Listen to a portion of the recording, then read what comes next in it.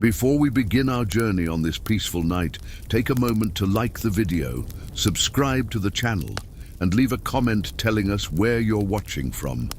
It's always delightful to discover where our listeners rest their heads as they travel with us through these old memories. The baker who defied account. I remember a particularly dry winter, the year the sheep came down early from the hills, and the village mill came to a halt due to the late frost.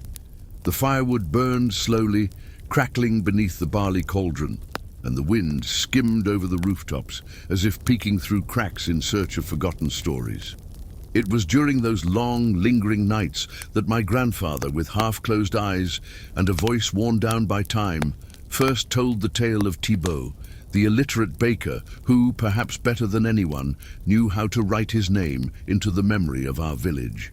In those days, in 13th century France, justice was a privilege that rode on horseback, wore fine furs, and spoke only to those who owned land. Thibault was a man of broad hands and slumped shoulders, hunched not only by the weight of the wheat sacks he carried at dawn, but also by a lifetime of silences. His oven was small, made of rough stone, with a crooked chimney that released a sweet thread of smoke into the cold mornings. Everyone said he made the best bread in the region, golden like ripe wheat and light as a promise of spring. He had no wife or children, but was like a grandfather to the hungry children and a younger brother to the widows who came for leftovers at the end of the day. He was loved, even if invisible to the noble eye. And perhaps because of that, or precisely because of it, this story that now warms our hearts began, with a sack of flour taken by force, and a man who chose, for the first time, to say no. They say the local count, a man with a hoarse voice and spotless gloves, visited the village only when it suited him, usually to collect taxes, demand sacks of barley, or remind everyone with bored eyes whose land they stood on. That autumn, his soldiers arrived early, not with drawn swords, but with lists of dues. They claimed Thibault owed the feudal lord 2 sacks of flour in overdue tribute, an imaginary debt, for everyone knew the baker always paid his share on time. Still, the soldiers entered, seized the freshest sack of flour, and left the door open, as if unafraid of the cold or the outrage. Thibault didn't shout. He didn't protest. He simply closed the door calmly and swept the floor as though nothing had happened.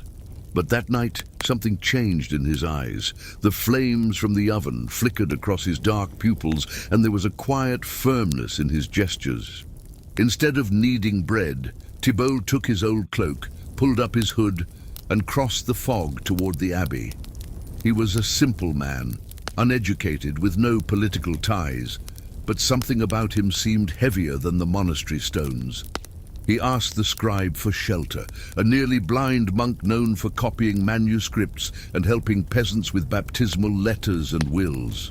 And there, among parchments and flickering candles, Thibault made a request that sounded like madness. He wanted to file a lawsuit against the count. The scribe laughed at first, not out of scorn, but fear. Sue a count? With what words? He asked. And Thibault answered with the only truth he knew. With mine, even if poorly written. The monk, moved by that quiet courage, scratched his thin beard and unrolled a wax scroll where formal petitions were sealed. Slowly he dictated each word to Thibault, writing in small, round script. It was a simple text, almost innocent, but filled with truth. It recounted the confiscation of the flour, the lack of debt, the repetition of abuse. In the end, the baker did something he never imagined he would. He signed with a trembling crossed T, just as he'd been taught in childhood. The next morning, the petition was sent by courier to the ecclesiastical court, for only there, far from the count's direct influence, was there any hope of being heard.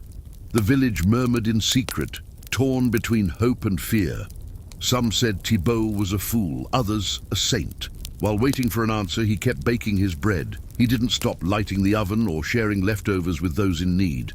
But something new shone in his manner, a serenity born of purpose. Customers came earlier, stayed longer, drawn by a warmth not only from the coals.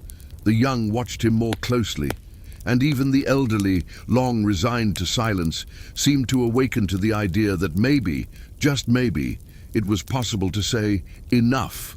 Weeks passed, then months, until one day an envelope arrived, sealed in red wax and delivered by the hands of a traveling cleric. Thibault read it with the scribe's help, as the entire village gathered silently in the square. The letter summoned both parties, Thibault and the Count's representative, to appear before a traveling court that would pass through the district within 15 days. The news spread like wind through the vineyards. Never, in living memory, had a peasant been heard on equal terms with a feudal lord. Some claimed the court would ignore the case, others said the Count would have the baker imprisoned before it even began. But when the day came, rainy and warm, like the mornings of hesitant spring, Thibault washed his hands carefully, dressed in his clean, coarse linen tunic, and walked to the hearing tent with the same calm step he used to light his oven. Around him, villagers peeked from behind carts and stalls, fearing the worst, but hoping for the impossible. The Count didn't come in person. He sent a lanky procurator with fingers like feathers and a gaze that measured everything. Thibault stood before the judges, 3 monks with solemn faces and hands aged by centuries of records. The petition was read, the arguments heard. The procurator spoke in embellished phrases, citing decrees and blood rights. Thibault, in turn, spoke with long pauses and short truths. "They took the flower because the Count wanted it," he said. "But it was mine. I had already paid. And even if I hadn't, taking is not justice." For a moment, the wind shook the tent canvas, and only the rustle of leaves could be heard. In that silence, it felt as if even the earth awaited the verdict. The ruling had no applause, no ringing bells, only a quiet murmur when the eldest judge, with a weary voice, declared that the Count had acted wrongly, violating the Christian principle of restitution. It was ordered that the flower be returned, double, and that Thibault's name be recorded in the books as an example of righteous humility. The air felt lighter in that instant. The procurator paled, the monks nodded in silence, and Thibault, eyes glistening, simply bowed his head, without pride. He returned to the village without escort, without fanfare, without coin. But with each step, a window opened, a door creaked, and small gestures of recognition emerged from the shadows of homes. No one spoke a word. They simply acknowledged in silence that something had changed forever. In the days that followed, the baker resumed his life as before. He baked bread, blew ashes from the oven, and shared leftovers with whoever needed them.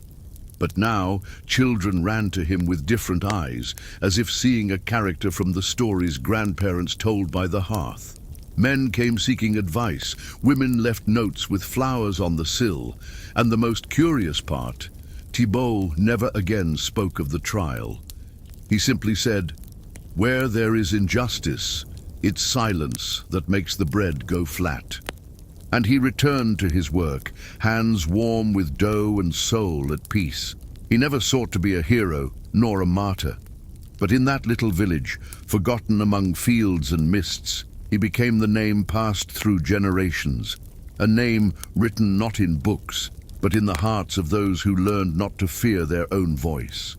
As the years went by, many forgot the details of the case, the names of the judges, or the wording of the verdict. But no one forgot the image of the man in a white apron, calloused hands, and a serene gaze, who faced the impossible with the dignity of someone who knew the worth of a sack of flour.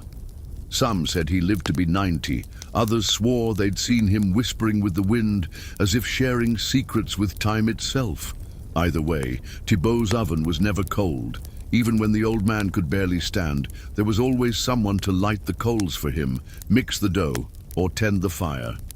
It was as if the whole village cared for the oven, as one would a reliquary. And when he finally passed, on a quiet night at the start of autumn, the sky was clear, and the stars seemed closer than usual. There was no procession, No showy mourning, only fresh bread on every doorstep and a candle glowing in every window. The church bells rang softly, as if not to wake anyone, and a child placed a tea made of dry twigs at the bakery's threshold.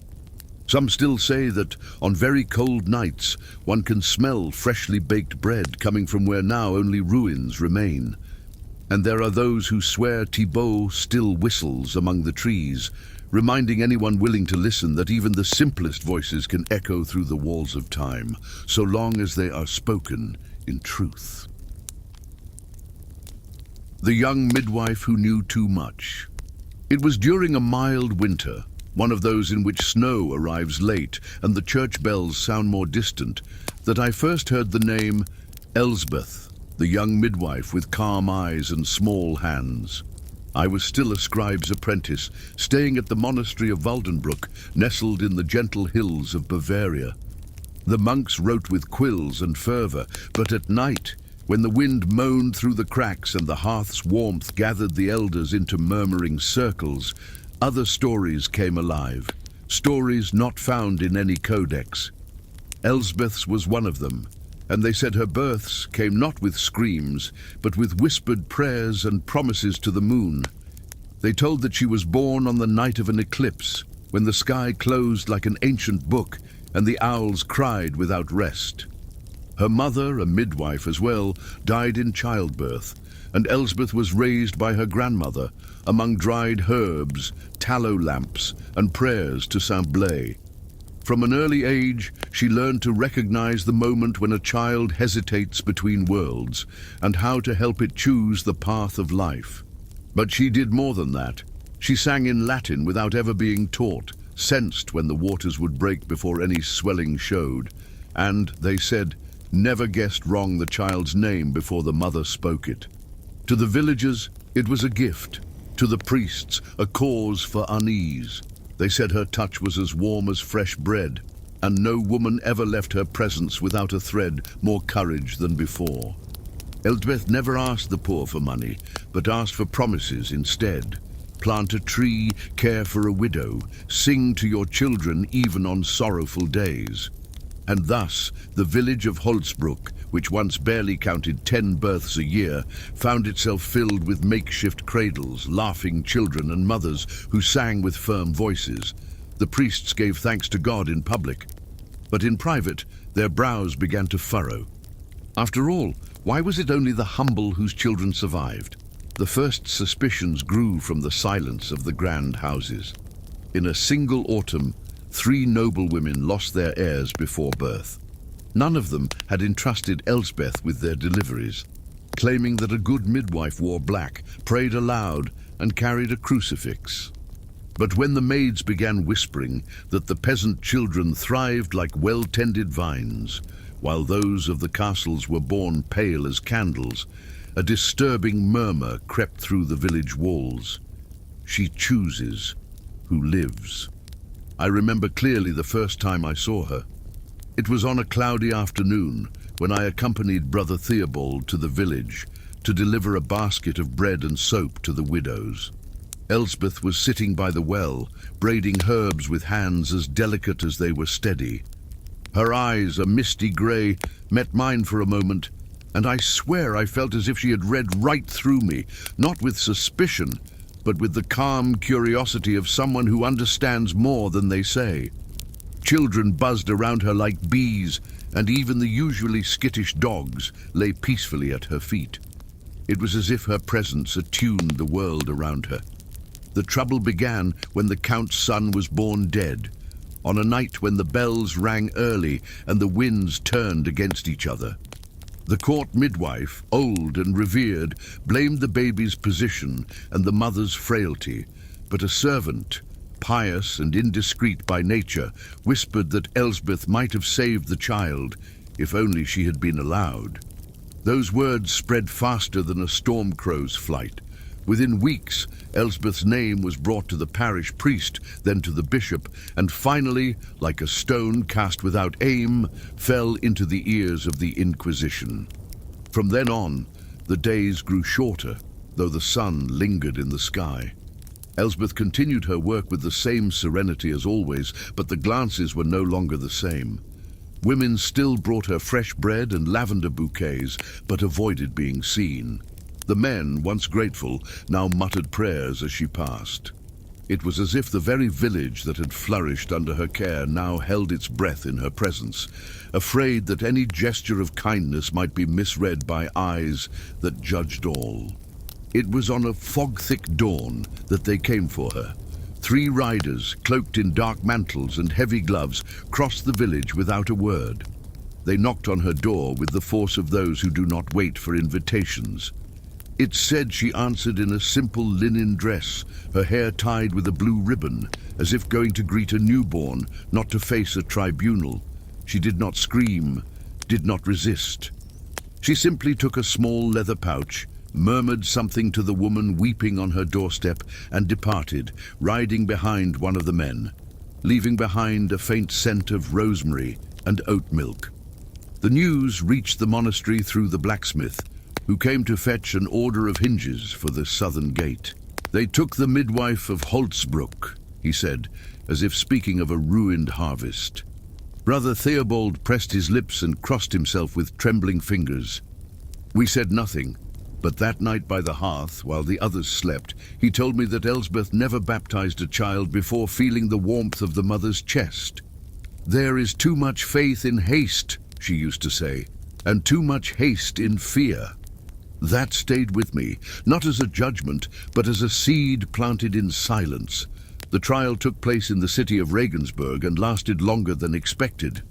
The accusations came not only from priests, but from lords, who had never seen Elsbeth's face, only heard rumors, like weeds sprouting between cracks in stone.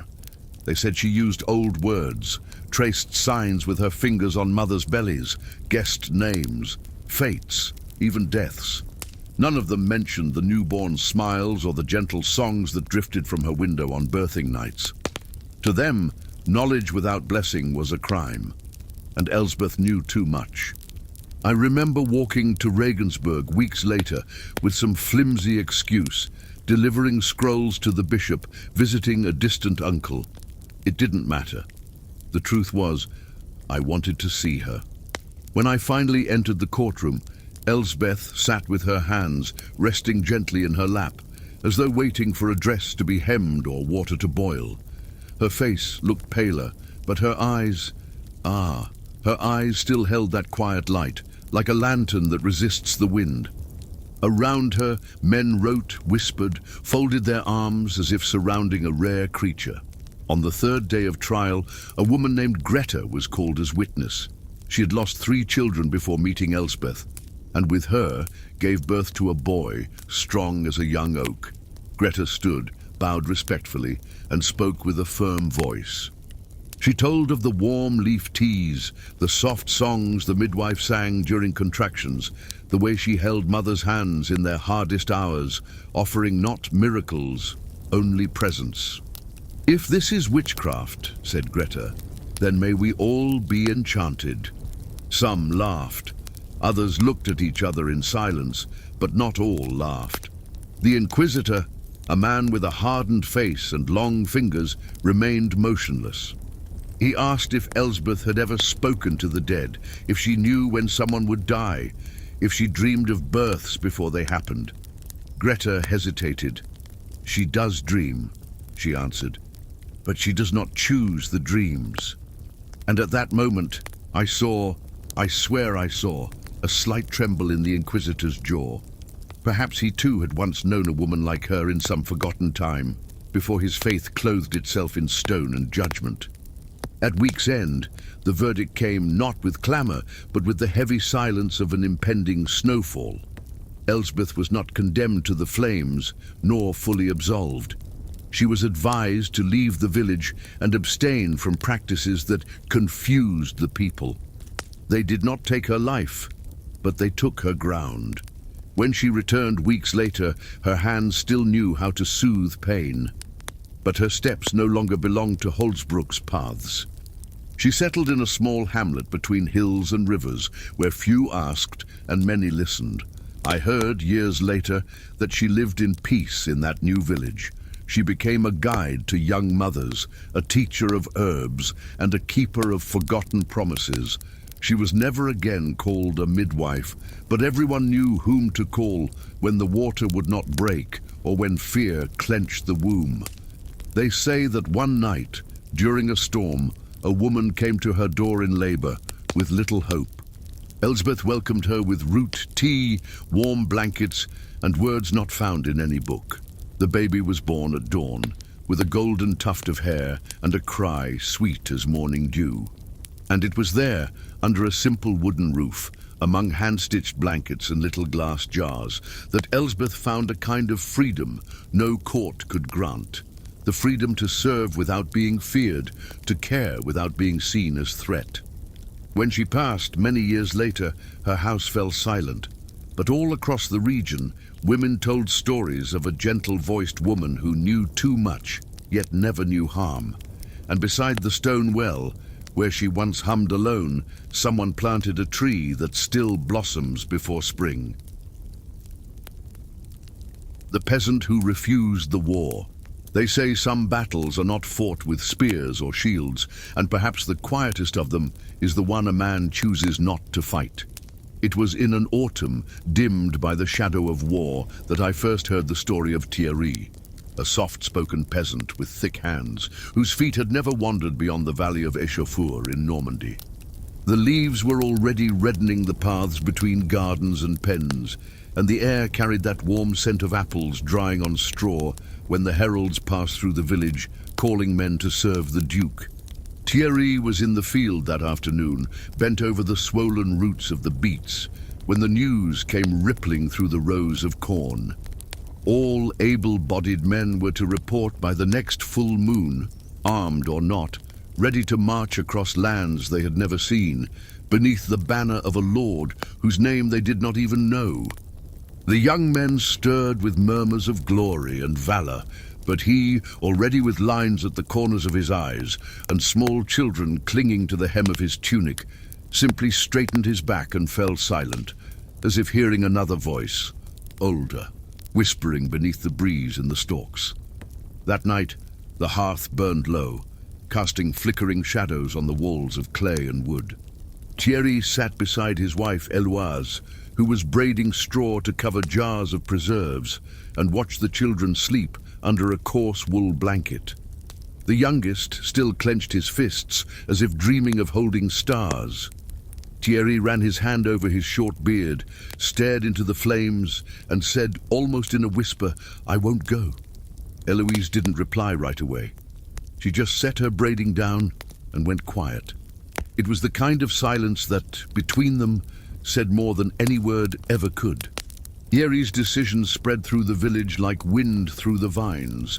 Some called him a fool, others a coward. But there were also those who said he was wise, a man who understood the worth of the soil and the warmth of the small hands tugging at his tunic at sunrise. The messengers returned weeks later, their tone harsher now and their threats clear. Anyone who refused the summons could lose not just their crops, but their head. Still, Thierry remained. Each morning he fed the chickens, mended the stake fences, and gathered fallen apples as if the war were only a distant rumor, muffled by the song of nightingales and the sizzle of bread on the iron plate. When the soldiers finally arrived in the village, they were not bannered heroes, but weary men with dented armor and dim eyes. The captain, a tall Norman with a stern face, gathered the peasants in the square before the small stone chapel. Thierry, hands clasped behind his back, stood firm among them, his expression calm, like a man waiting for rain without haste. When his name was called, he stepped forward. "I refuse," he said softly but firmly, "for I will not fight for a lord I do not know, nor for a cause my heart does not understand." There was a heavy silence, as if even the leaves had stopped falling. The captain lifted his chin, examining him with cold eyes. For a long moment, it seemed something terrible might happen, but instead he gave a brief nod and turned to the next man in line. Later, it was said there was a shortage of recruits, and the soldiers were tired of forcing peasants to serve. Perhaps, Thierry thought, even the men of war longed in secret for a home scented with soup and children running barefoot through the fields. In the days that followed, a sigh of relief passed through the village. The war, though still roaring in distant lands, now felt like a beast walled off by something unseen. Thierry returned to his routine as though nothing had changed, but something in his eyes had deepened. A shadow belonging to one who had faced uncertainty and chosen the quieter path. When someone asked why he hadn't gone, he would just smile slightly and say, "My war is sowing at the right time and reaping with gratitude. It's keeping this house standing, even when the winds shift." That season, the harvests were generous. Pumpkins grew round as gentle moons, and the vines bore more fruit than expected. At night, the heat of the clay oven mingled with the sweet aroma of preserves, and Thierry would tell the children stories of kind kings and stubborn oxen, as if to prove the world could be simple and good. Sometimes, Eloise would watch him in silence, spinning thread between her fingers with a soft smile on her lips, as one who knows she is safe not because of walls or swords, but because of choices made with a peaceful heart.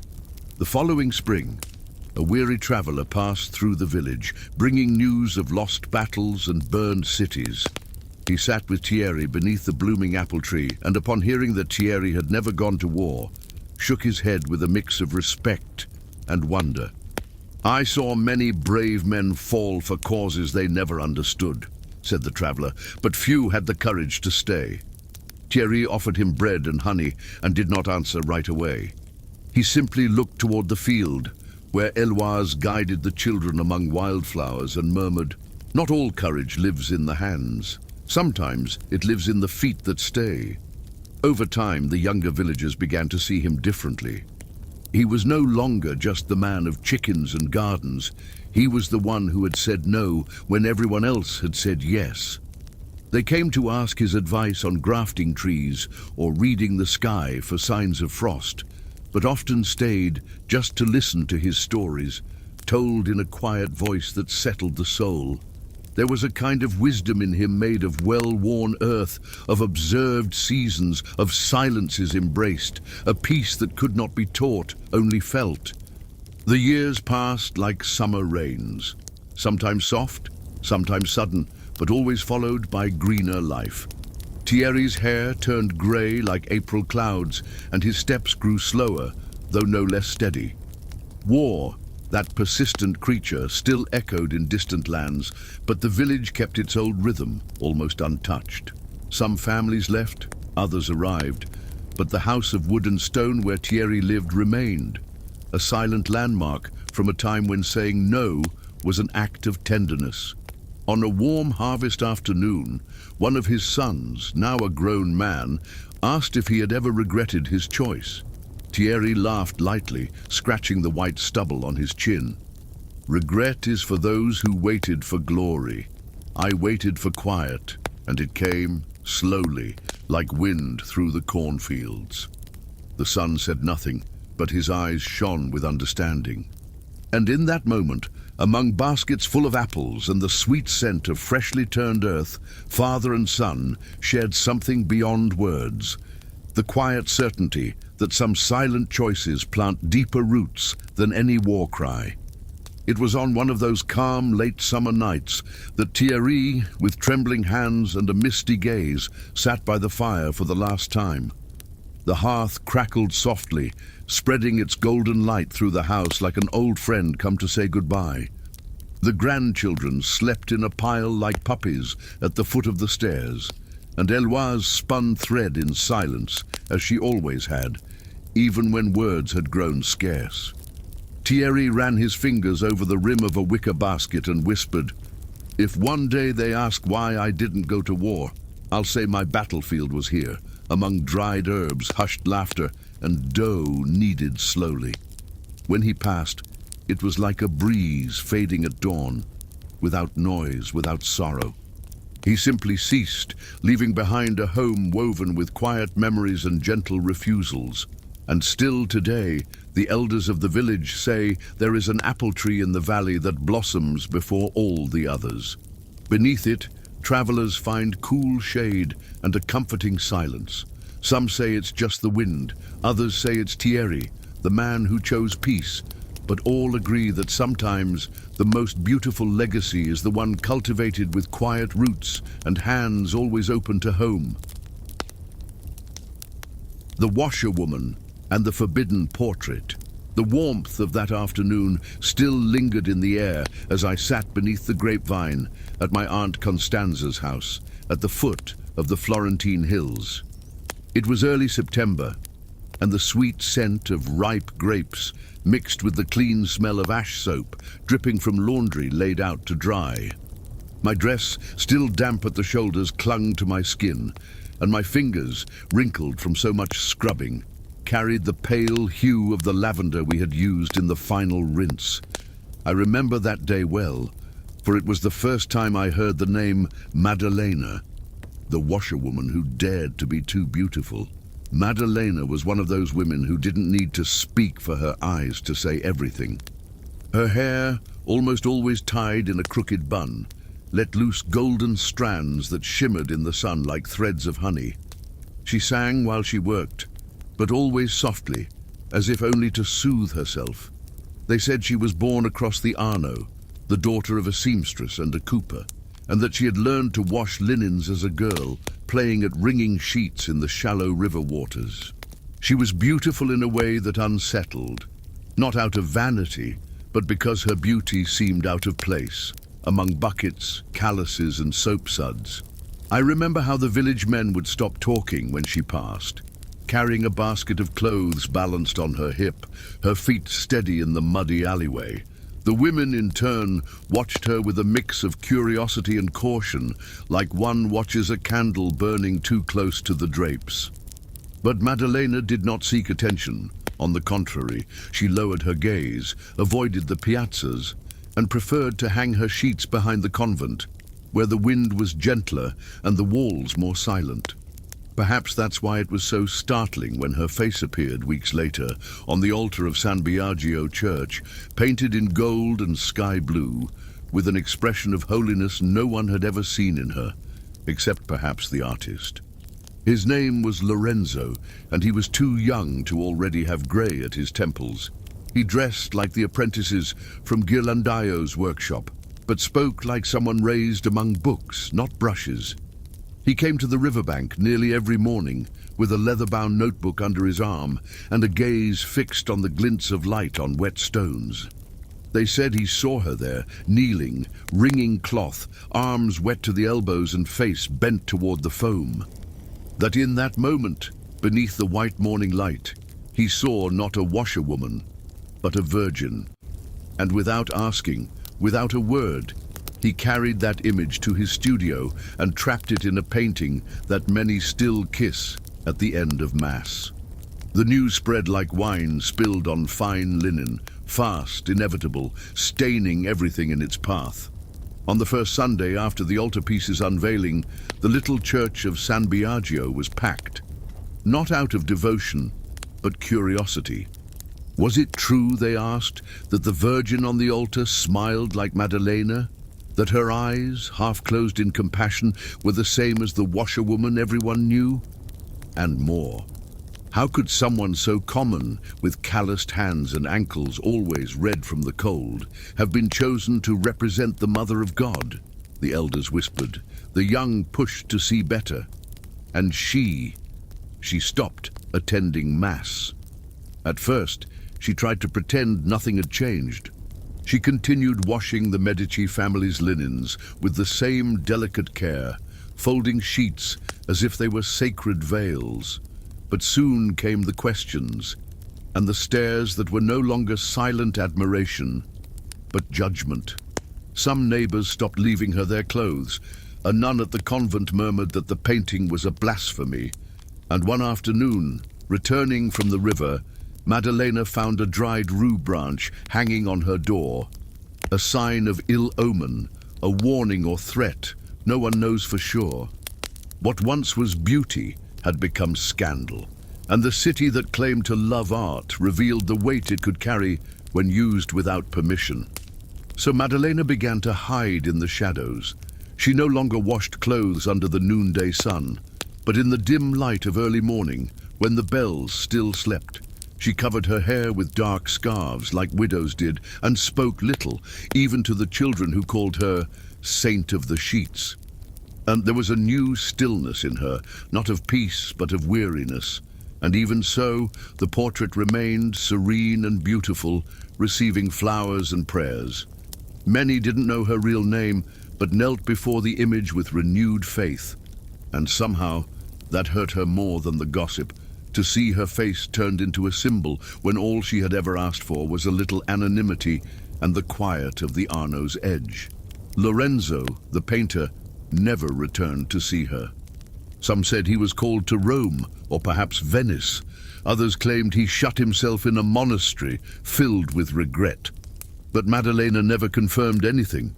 She kept his name with the same restraint she used when folding the fine undergarments of her patrons, not with bitterness, but without fondness. To her, he wasn't a villain, but a man who saw beauty where it was not safe to see it. A man who mistook inspiration for ownership and reverence for right.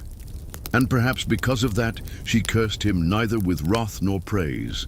She only hoped that wherever he was, he knew his brush had cost her peace. With time, the city found new subjects to whisper about, a new sculpture in the cathedral, a feud among noble families, a comet that streaked across the June sky, and Maddalena slowly faded from their chatter. She returned to washing the nuns' linens, who preferred silence over gossip, and traded the river water for that of the convent's well, where the sun rarely reached, and the world felt more contained. The wrinkles came slowly, as they did to all women who worked under open skies, and her hair, once golden, turned the color of ash. The image on the altar, however, remained unchanged, eternal and untouched, as if time dared not touch it. It was strange, she said, to see herself young and sainted, while she aged in silence and soap. It was on a rainy spring afternoon that I saw her for the last time. I was just a girl, helping my aunt with the guests' bedding, and I remember hearing the rain mixing with the creak of the clothesline ropes. Maddalena passed by us with a basket on her hip and a brief smile, not the one from before, but a quieter one, as if saying goodbye without fanfare. She paused for a moment, looked at me with tired eyes and said, "Never let them paint you without your permission, not with pigment, nor with words."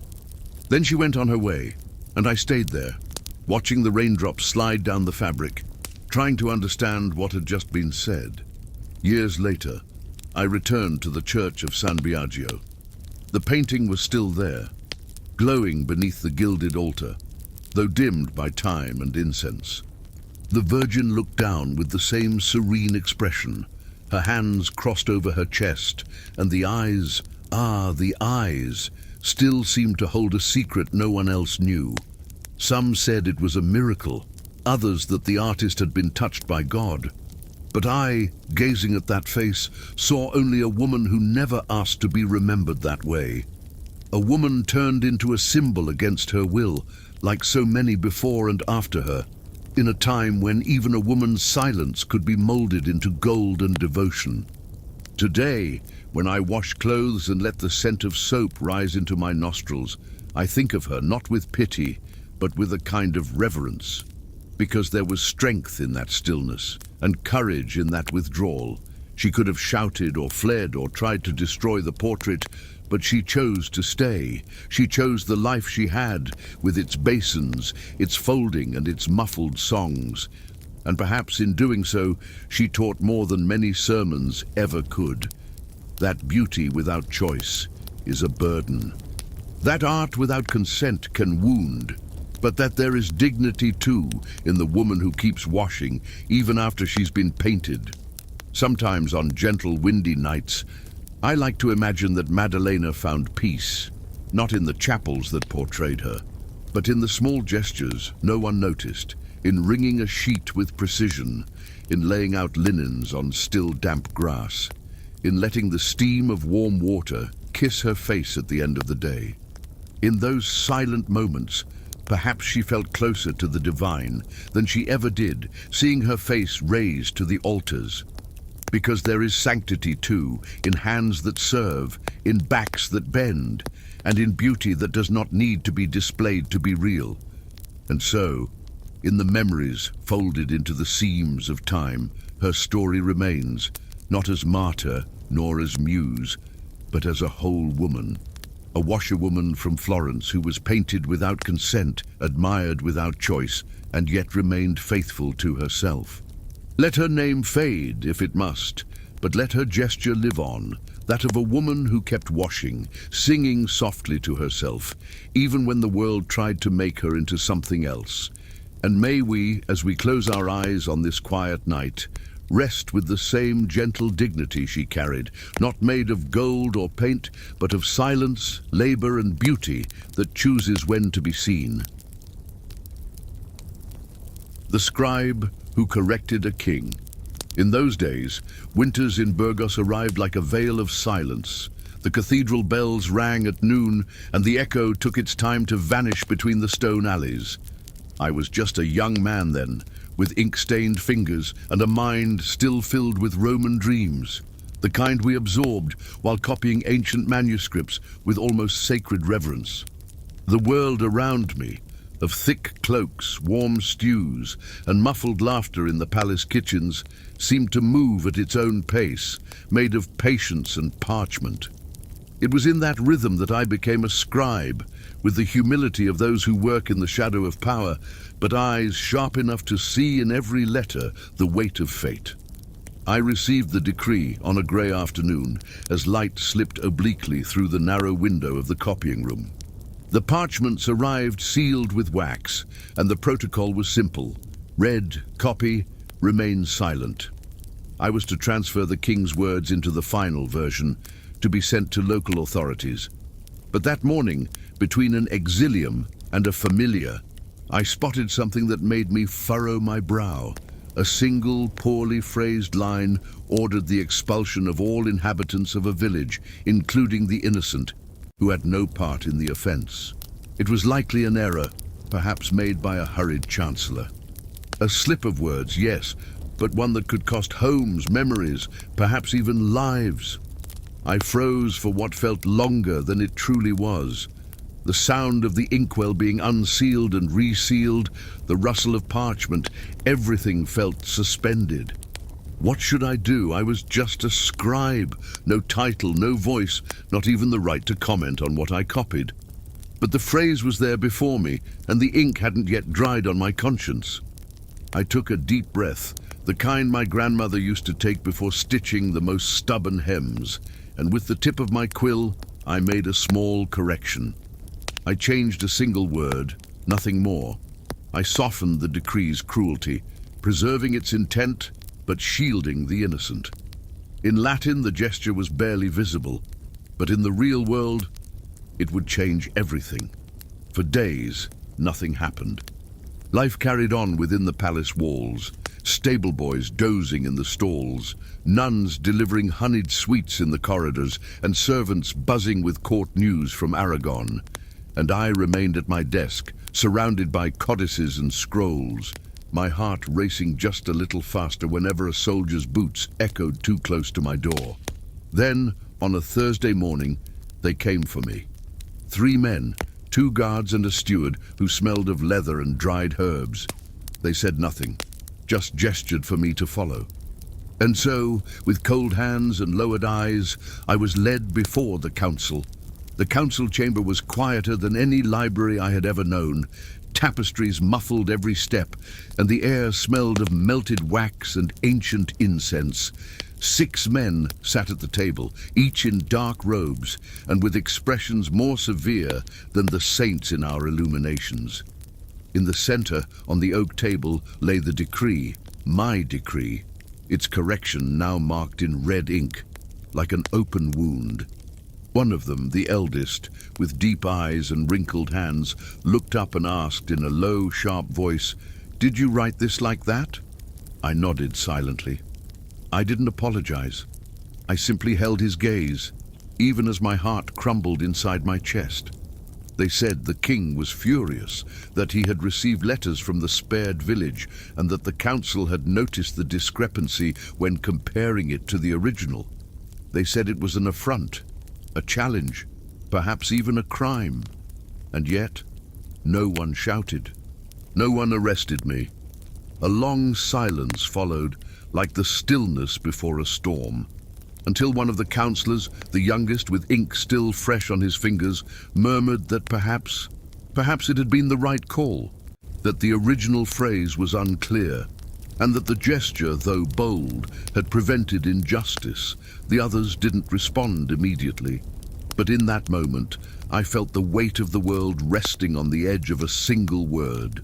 I was dismissed without punishment, without glory. Just a brief nod from the elder councillor, signaling I could leave. I walked back down the stone corridor, my knees trembling, my senses clouded, like someone who has just stepped out of a storm, unsure if the skies have truly cleared. In the days that followed, no one spoke to me about it, no reprimands, no rewards. But the corrected version was sent, and the villagers remained in their homes. Life resumed its usual rhythm, but inside me, something had shifted. A part of me now knew with strange clarity that silence too could be a form of justice. Not long after, I was transferred. They gave me a new role, farther from royal decrees. I was assigned to the cartography chamber, helping copy ancient maps, trace pilgrimage routes, and measure distances between monasteries. It was a quiet, almost monastic job, and for many years it brought me peace. No one ever mentioned the decree again, but from time to time I received brief visits from that same young councillor, his fingers still ink-stained. He would bring volumes to review or ask about linguistic subtleties. And when our eyes met longer than necessary, there was a silent respect there, a shared understanding that needed no words. Seasons passed, bringing with them white hairs, subtle aches in my joints, and a growing fondness for grey, rainy days. I kept working among parchments and inks, now as a master of scribes, teaching the young to hold their hands steady and their spirits patient. I told them that every letter held a world, that every pause could shift someone's fate. And though I never told the full story, I would sometimes speak of an error found in an old decree, and how courage could live in something as small as a quill's tilt on the page. One afternoon, already elderly, I was summoned to the palace. Not to copy or correct, but to be quietly honored for services rendered. The king was no longer the same, now a young monarch with a firm voice and a restrained smile. I was welcomed kindly and offered a seat by the window, overlooking a courtyard where apprentices ran with papers in hand. They served me warm wine with cloves and asked about my time as a scribe. I smiled with the serenity of someone with little left to prove. And I said gently that sometimes the most powerful ink is the kind that corrects what once seemed final. That night, returning home, the sky was clear, and the breeze carried the faint scent of southern orange trees. I walked slowly through the stone streets, past doors that recognized my steps, and glowing windows that reminded me of nights spent reading by flickering candlelight. When I arrived, I found my writing desk just as I'd left it, with the inkwell sealed and a parchment still blank. I sat as I had since youth and let the quill glide, not to copy a decree, but to record my memories with the same care one uses to write a prayer. And there, in the serene solitude of that night, I felt that my story too was worthy of being preserved. I wrote of the king's mistake, the young scribe's hesitation, and the world that nearly fractured over a poorly phrased line. But more than that, I wrote of discernment, and of how sometimes one does not challenge a sovereign with shouts, but with a quiet stroke of ink. That alone can be the subtlest form of heroism. I sealed the parchment modestly, no crests, no titles, and placed it among my books. It was not for posterity, but for anyone who might one day need to believe that doing the right thing, even in silence, is always a choice that blooms, whether or not the world notices. The next morning, waking to the distant bells, I felt something in me settle more lightly. As if, after so many years, that memory I had carried so carefully had finally found its place. I continued my days as always, correcting manuscripts, guiding young apprentices, and when I could, writing simple verses that wove together the tales of kings and the whispers of daily life. There was no more haste in my gestures, only the care of those who know that even the subtlest error can be a seed of change. And so I went on, until my hands could no longer hold the quill as they once had. I began to dictate more than write, and the young listened intently, as if each of my pauses held a secret from the past. One day, one of them asked why, among all the stories I could tell, I so often returned to that single decree. I smiled gently and said it was in that small act, that invisible correction, that I first understood what it meant to serve with soul, and that even without crowns or applause, a man can sleep peacefully knowing that for a moment his pen was more just than the sword. Over time, my name faded from the palace halls, and that brought me a peace few understand. Great deeds, the ones that earn statues or songs, belong to others. What I did was small, nearly invisible, but it remained. The village I saved, without ever knowing who had defended them, flourished in peace. Their children grew without fear. Their elders rested beneath the same rooftops as always. I never visited. I preferred to keep the image as I imagined it when I first read its name on parchment, with dirt roads, laundry strung between houses, and windows glowing through cold nights. Today, as I look out my window, I watch the long shadows of dusk stretch across the stone walls. I hear the light steps of young scribes downstairs, laughing with the quiet joy of those who do not yet know the weight of decrees. And I think of how the world turns slowly with its small gears made of words and choices. Perhaps one day one of them will spot a mistake. And perhaps, remembering an old master with ink-stained hands, they too will choose the quiet courage of a solitary correction, and thus the cycle will begin again, calm, silent, eternal. And when my hour comes, as it does for all who have lived among letters and silences, I hope I am not remembered as a hero or a martyr, but simply as someone who knew how to listen when a sentence rang wrong, and had the courage to make it right. May my memory be like a well-copied page, without excess, without vanity, but with harmony between the margins, respect for the words, and a final line written with serenity.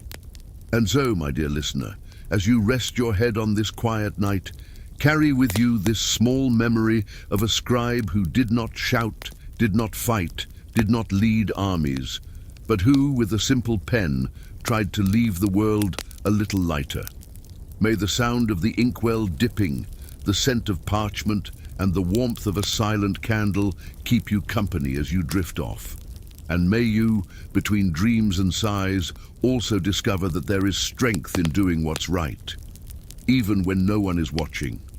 Good night, and until our next memory. The Widow and the Village Bell. It has been many years now, so many that time has draped my memory in a fine mist, like the morning haze over the heather fields, since I met Agnes Holloway. The village was small, nestled among hills that seemed to sleep beneath the weight of winter, and the thatched rooftops curved like tired shoulders beneath the snow. There were no more than 30 homes, each guarding its own silences. But no silence was as thick, as ever present, as the one that hovered over the chapel, a low stone building, topped with a modest tower where the bell had not rung since the plague 30 years before. They say it was a silence that ached in the bones, a silence that covered funerals, births, even Sundays. The bell had been sealed out of fear that its sound would call back the Black Death or awaken memories too painful to bear. But Agnes, the widow of the old blacksmith, refused this erasure. Ever since her husband had passed and the world around her had begun to grow empty, she would sit each evening before the chapel, a thick shawl over her shoulders, her eyes fixed on the silent tower, like someone waiting to hear what others had forgotten to listen for. They said Agnes spoke to the bell, not as one who expects an answer, but as one who insists on reminding something, or someone, that it is still there. "The sound of bronze is living memory," she would say, her voice low and tremulous, like dry leaves dancing in the wind. While others avoided the chapel after dark, she approached it as if returning home. She touched the stones with gloved fingers, sat on the old oak bench, and whispered prayers no one else recited. It wasn't piety that moved Agnes, but longing, a longing for voices that no longer called her name. The first winter after her husband's death, she climbed the hill to speak with the new priest, a young man with a gentle face and hands that trembled more from cold than from faith. She politely asked that the bell be rung once on Christmas Day, in honor of those who had passed. The priest hesitated, reciting orders from the diocese and ancient superstitions, that the bell's sound was an invitation to shadows, that it had been silenced for protection. Agnes listened quietly, her eyes fixed on the lamp, casting flickering shadows across the stone walls. When he finished, she simply replied, "A place without sound is a place without memory, Father." The following winter, snow arrived early, covering the rooftops as soon as November. Children huddled under blankets, and the elderly rarely left their homes, except Agnes. Wearing thick boots and carrying her husband's old walking stick, she made her way through the village, delivering small oat loaves to her neighbors, always with a calm smile and a woolen scarf tied beneath her chin. Some said she walked more for the bell than for the people, that every path she took led inevitably to the chapel steps. And it was true. Each evening, there she sat, a silent sentinel before the tower that refused to call the living. That same season, a group of boys, spurred by teasing or curiosity, climbed the tower at night. They wanted to see if the bell was still there, if it was truly cursed or merely dusty. When they came down, their faces were pale as the snow. They claimed the bell was intact, yes, but wrapped in thick cobwebs like mourning veils, and that when they touched the clapper, they heard a muffled sound, as if something whispered from within the tower. The next day, the whole village buzzed with the tale. But Agnes, seated as always on the stone bench, merely smiled softly and whispered, "Even echoes miss the ringing." The following spring, when the first daffodils bloomed among the cemetery stones, Agnes made a decision many considered bold or foolish. With a basket of fresh bread and a blue cloth bundle, she climbed the hill to the Lord's estate. She knocked firmly, and when the steward answered, asked for an audience with the Lord himself. She was received in a cold hall, where ancient tapestries muffled every step, and the painted eyes of dusty portraits seemed to follow her. She sat upright before the man with hollow eyes and a slow voice, and told her story, not of loss, but of presence. She spoke of the bell as one speaks of an old friend, a husband long gone, a village that deserved to remember it was still alive. The Lord listened in silence, drumming his fingers on the dark wood. When she finished, there was a long pause. So long Agnes feared she had spoken too much, but then he said simply, "Prove that it brings no harm." And in that moment, the challenge was born. Agnes was to ring the bell once, alone, and if nothing ill occurred in the 7 days that followed, no sickness, no fire, no wolves, he would allow its return on holy days. She accepted with a quiet nod, as if she already knew the heavens would not turn against her. On the appointed afternoon, the entire village seemed to hold its breath. Windows were half open, curtains gently pulled aside by curious hands. Children were kept indoors, and even the dogs were uncommonly still. Wearing her finest wool shawl, embroidered by her own hands during her first morning, Agnes climbed the tower's steps slowly, but steadily. Each step creaked beneath her weight as if recognizing her feet. At the top, the bell was coated in a thick, melancholic dust, but it remained beautiful. Its curves held centuries of untold stories. She did not pray, nor hesitate. She simply gripped the rope with both hands, now trembling more from age than from emotion, and pulled. The sound that emerged was hoarse, aged, like the voice of an old man waking from a dream too long. It echoed through the valleys, slipped between the houses, and fell gently on the villagers' shoulders like a warm blanket. Some wept, others crossed themselves, and many listened in silence until the final tone faded. Then Agnes descended. She said nothing. She simply returned home, brewed chamomile tea, and sat by the fire, stitching quietly as night fell gently. The 7 days that followed passed like a sweet dream. The sky remained clear, the crops untouched, and no fever visited any bed. At the week's end, the priest himself, embarrassed yet moved, came to see Agnes. He brought a small book of psalms and a fresh candle, saying perhaps it was time to celebrate memory, not fear it. She welcomed him with nettle tea and quiet grace, never mentioning that the night before she had dreamed of her husband smiling at the foot of the tower, hat in hand, eyes full of pride. On Pentecost, the bell rang again. This time, it wasn't just a test, but a simple, solemn melody, guided by a nervous young acolyte under Agnes's watchful gaze. The people looked around at one another, some holding their children's hands, others with eyes closed, as if hearing ancient voices woven into the sound. That was when the village understood that the bell didn't just call them to prayer, it called them to remembrance, to honor those who came before, those who suffered in silence, those who departed without applause. Over time, Agnes came to be called with quiet reverence, the keeper of the bell. She never claimed the title, nor denied it. On the eve of each sacred day, it was she who climbed the tower steps slowly, accompanied by a village child eager to learn the way. She told stories as they climbed, how bells chased away fear, how each toll reminded them that life, even in silence, was still sound. The children listened wide-eyed, unsure if she spoke of ghosts or of hope, or perhaps both. By the third winter, Agnes no longer climbed the tower. Her legs, once firm as roots, had grown tired. But her window looked directly onto the chapel, and each afternoon she sat there on the same bench, draped in an old linen blanket, a shawl on her lap and a teacup in her hands.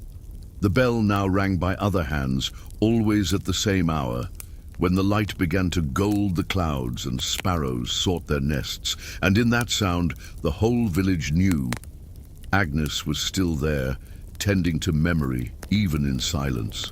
It was on a January morning, when frost still embroidered the tree branches like silver lace, that the bell remained silent. People noticed the absence before they knew the reason. The windows seemed colder, the footsteps longer, as if time had stretched more than usual. When they knocked at Agnes's door and got no reply, they understood. They found her serene, still seated in her chair, eyes closed, shawl wrapped around her shoulders. She had passed as she had lived, without fanfare, but with presence. The following week they prepared her farewell with rosemary branches, honey bread, and dried flowers, just as she would have liked. But it was the bell that began the ceremony. It rang from the trembling hands of the boy she had once taught, now grown taller and steadier. Each toll carried not an ending, but the continuation of something she had planted, the right to remember, to listen, to not disappear in silence. The gathered village understood that Agnes did not belong only to her home or the chapel.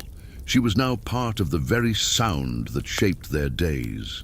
Since then, the entire village has marked the last week of January as the Day of Gentle Memory. It is not a loud celebration, nor a lament. People gather in the chapel at dusk, bringing candles, dried fruit, and homemade bread like the kind Agnes used to make. They sit in silence, side by side, listening to the bell ring 3 times, Once for those who've passed, once for those who remain, and once for those still to come. It is a moment of pause, of listening, of remembrance. And though no one speaks to the bell as she once did, they are slowly learning to hear what it says.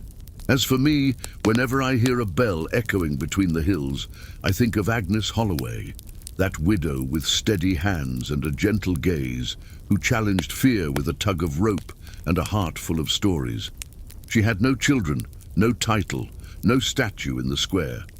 But she left something far greater, the certainty that even the smallest sound can hold eternity, and that even when the world demands silence, there are those who still ring the bell, not for glory, but for memory.